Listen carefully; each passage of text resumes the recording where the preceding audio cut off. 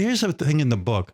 I forget what drug you were on, but you spend the night in Mexico in a cage with a lion, a mountain lion.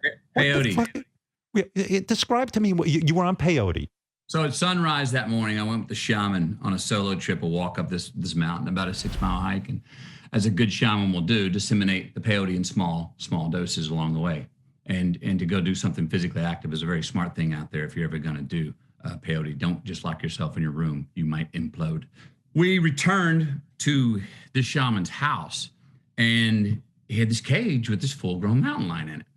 I went up to the edge of the cage and started to get the idea that I'm going to get on the same frequency as this mountain lion.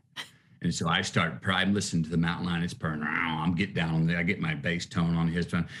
About 30 minutes go by. Finally, the mountain lion comes over to the cage and comes through and I'm sitting there scratching under his chin.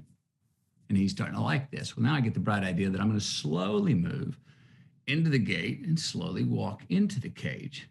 And I'm moving extremely slowly while this mountain lion's pacing on the other side of the cage. Now I'm in. And I'm like, keep your cool, stay on the frequency here.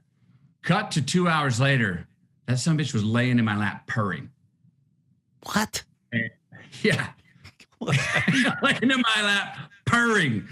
And I hung out there and I was in that cage for just about over 3 hours. And then when it was time to get up, I slowly got up and walked out. And then, later that night, I had that moment of what you just said, what the fuck? But it made complete sense at the time and it worked. There was no fear on your part that this predator was going to eat you? Yeah, there's a little bit of fear. I knew that cat and that mountain lion were communicating at the time. I was smart enough to know that that mountain lion was not starving. All right, it had been fed. Okay. So I felt pretty confident that if I went in and approached it the right way, that I would not be on the menu.